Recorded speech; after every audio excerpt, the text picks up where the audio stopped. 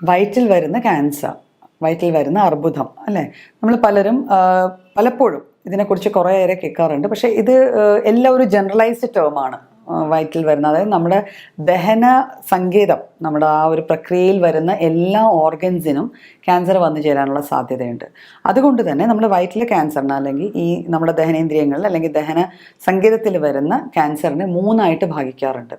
അതായത് upper gastro intestinal track, മേൽഭാഗത്ത് ഒരു portion, പിന്നെ മിഡിൽ പോർഷൻ, പിന്നെ ലാസ്റ്റ് പോർഷൻ. അപ്പം അപ്പറിൽ എന്ന് പറയുമ്പോൾ നമ്മുടെ വായിൽ നിന്ന് അന്നനാളം മുതൽ നമ്മുടെ എന്താ പറയുക, ആമാശയം സ്റ്റമക്കിലേക്ക് എൻട്രി ചെയ്യുന്ന പോയിന്റ് വരെയാണ് നമ്മൾ അപ്പർ എന്ന് പറയുക. അത് ആമാശയം അതും കൂടെ ഇൻക്ലൂഡ് ചെയ്ത് വരുമ്പോൾ അപ്പറായിട്ട് വരും. അത് കഴിഞ്ഞ് നമ്മുടെ ചെറുകുടലും അങ്ങോട്ടേക്ക് പോകുന്ന ഒരു സി ഷേപ്ഡ് ആയിട്ടുള്ള ഒരു പൈപ്പ് ഉണ്ട്, ഡ്യൂഡിനം എന്ന് പറയും, അതിനെ ഇൻക്ലൂഡ് ചെയ്യുന്നതാണ്. പിന്നെ ഈ മിഡിൽ പോർഷനും അവസാനം വരുന്ന കോളോറെക്ടൽ, അതായത് മലദ്വാരവും അതിന് മേലെയുള്ള വൻകുടലിൻ്റെ ഭാഗങ്ങളും. അപ്പോൾ ഇത്തരത്തിലാണ് ഇത് 3ഉം ഡിവൈഡ് ചെയ്തിരിക്കുന്നത്. ഈ ഓരോ ഭാഗത്ത് വരുന്ന ക്യാൻസർ, ഇത് കൂടാതെ നമ്മുടെ വയറ്റിലെ ക്യാൻസർ എന്ന് പറയുമ്പോൾ നമ്മളൊരു വലിയ ഓർഗൻ അല്ലേ, ലിവർ, അതായത് നമ്മുടെ കരള്, അതും ദഹനത്തിന് വേണ്ടി സഹായിക്കുന്ന ഒരു വലിയൊരു ഓർഗനാണ് ലിവർ. അപ്പോൾ ലിവറിൽ വരുന്ന ക്യാൻസറും വയറ്റിലെ ക്യാൻസറായിട്ട് ക്ലാസിഫൈ ചെയ്യാറുണ്ട്. അതുകൂടാതെ പാൻക്രിയാസ് എന്ന് പറഞ്ഞൊരു ഗ്രന്ഥിയുണ്ട്. ആ ഗ്രന്ഥിയിൽ വരുന്ന ക്യാൻസറും യൂഷ്വലി നമ്മൾ വയറ്റിൽ വരുന്ന ക്യാൻസറിൻ്റെ കൂട്ടത്തിൽ തന്നെയാണ് കൂട്ടുന്നത്. പക്ഷേ ഇവയെല്ലാം ഒരു വ്യക്തിക്ക് വരുമ്പോൾ പല തരത്തിലുള്ള സിംറ്റംസ് അല്ലെങ്കിൽ പല തരത്തിലുള്ള രോഗലക്ഷണങ്ങളായിരിക്കും കാണിക്കുക. അപ്പോൾ നമ്മളിത് ഓരോന്ന് ഡിവൈഡ് ചെയ്ത് പഠിച്ചാലേ ഓരോ ഭാഗത്ത് വരുന്ന അർബുദത്തിൻ്റെ ലക്ഷണങ്ങൾ നമുക്ക് വിശദമായി പഠിക്കാൻ പറ്റുള്ളൂ. പക്ഷെ നമുക്ക് ഇതിൽ മൊത്തത്തിൽ എല്ലാത്തിലും കൂടെ കോമൺ ആയിട്ട് പൊതുവായിട്ട് വരുന്ന കുറച്ച് ലക്ഷണങ്ങളുണ്ട്. അവയെക്കുറിച്ചായിരിക്കാം ഇപ്പം നമുക്ക് സംസാരിക്കാം. അപ്പം ആദ്യമേ നമുക്കറിയാം, നമ്മൾ ഭക്ഷണം കഴിക്കുമ്പോഴാണ് ഭക്ഷണം ദഹിച്ചു മാറുന്ന വരെയുള്ള പ്രക്രിയയ്ക്ക് ഇടയ്ക്ക് വരുന്ന ഏതെങ്കിലും അവയവത്തിൽ വരുന്ന ക്യാൻസറിനെ കുറിച്ചാണ് നമ്മൾ സംസാരിക്കുന്നത്. അപ്പോൾ സ്വാഭാവികമായിട്ട് നമ്മളുടെ ഭക്ഷണം എടുക്കുന്ന രീതിയിൽ മാറ്റങ്ങൾ വരിക, ഭക്ഷണം കഴിക്കാൻ തോന്നാതിരിക്കുക, വിശപ്പില്ലായ്മ വരിക, കഴിച്ചു കഴിഞ്ഞാൽ പെട്ടെന്ന് തന്നെ നിറഞ്ഞു എന്നുള്ളൊരു ഫീലിംഗ് വരിക. പിന്നെ അർബുദത്തെക്കുറിച്ച് ാണ് ഈ വീഡിയോ ചെയ്യുന്നത്. അതുകൊണ്ട് തന്നെ ആദ്യമേ പറയുകയാണ്, ഇതിൽ കാണുന്ന 1-2 ലക്ഷണങ്ങൾ വെച്ച് എനിക്ക് ക്യാൻസർ ആണോ എന്നുള്ള സംശയത്തിൽ ടെൻഷൻ അടിക്കേണ്ട കാര്യമില്ല. നമ്മൾ ഒരു രോഗത്തെക്കുറിച്ച് പഠിക്കുന്നതും അറിയുന്നതും അതിലെന്തെങ്കിലും ഉണ്ടെങ്കിൽ അത് നമ്മളിൽ കാണുന്നുണ്ടെങ്കിൽ നമുക്ക് അസുഖം അല്ല എന്ന് തീർച്ചപ്പെടുത്താനുള്ള ഇൻവെസ്റ്റിഗേഷനിലേക്ക് പോകാനുള്ളതാണ്. അത് പ്രത്യേകം ഓർമ്മിപ്പിക്കുകയാണ്. അപ്പോൾ ഈ പറയുന്ന സംഭവങ്ങൾ പലരിലും പല രീതിയിലും കാണാം. പക്ഷെ അത് നല്ല രീതിയിൽ ഇൻവെസ്റ്റിഗേറ്റ് ചെയ്താൽ മാത്രമേ അത് അസുഖമാണോ അല്ലേ എന്ന് അറിയാൻ പറ്റുള്ളൂ.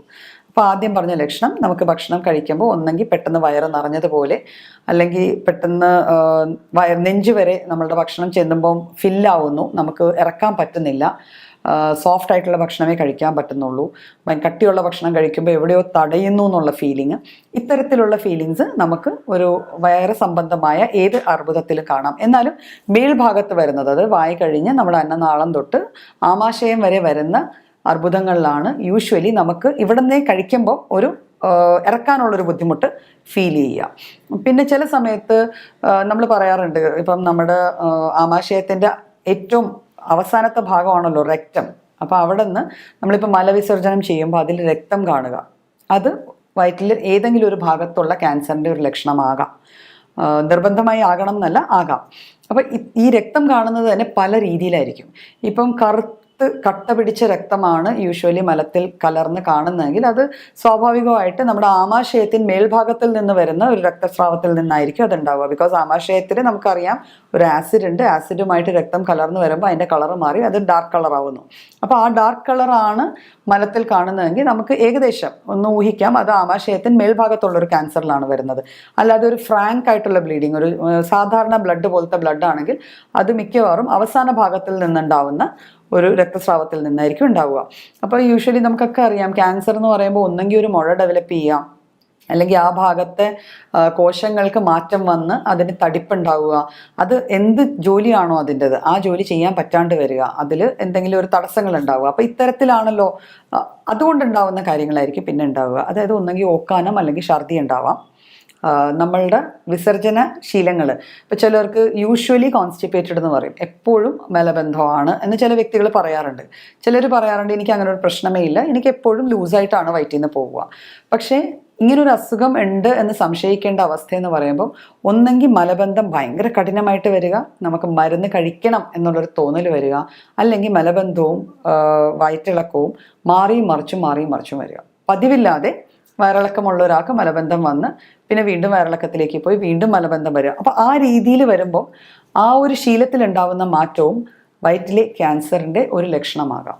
പിന്നെ ഭക്ഷണം ദഹിക്കാതെ പോവുക, ഭക്ഷണത്തിന് നിറവ്യത്യാസം ഉണ്ടാവുക, ഒരു ചോക്ക് പോലെ ഒരു മഞ്ഞ കളർ ഒട്ടുമില്ലാതെ ആ രീതിയിൽ വരിക, ആ രീതിയിൽ മലം പോവുക, ഇതുമെല്ലാം ലിവറിനോ അല്ലെങ്കിൽ ബാക്കിയുള്ള ഏതെങ്കിലും അവയവത്തിനോ ബാധിക്കുന്ന ക്യാൻസറിൻ്റെ ലക്ഷണമാകാം.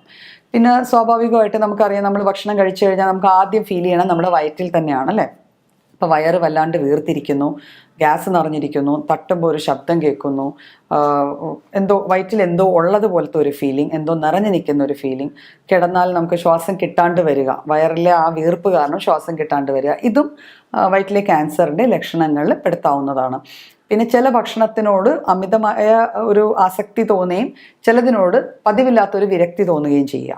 നമ്മൾ സാധാരണ കഴിച്ചുകൊണ്ടിരിക്കുന്ന സാധനമായിരുന്നു, പക്ഷെ ഇപ്പോൾ കഴിച്ചിട്ട് അത് നമുക്ക് പറ്റുന്നില്ല, അങ്ങനത്തെ ഒരു ഫീലിംഗ് വരിക, അതും ഇത്തരത്തിലുള്ള അർബുദങ്ങളുടെ കാരണങ്ങളിൽ ഒന്നായി മാറാം.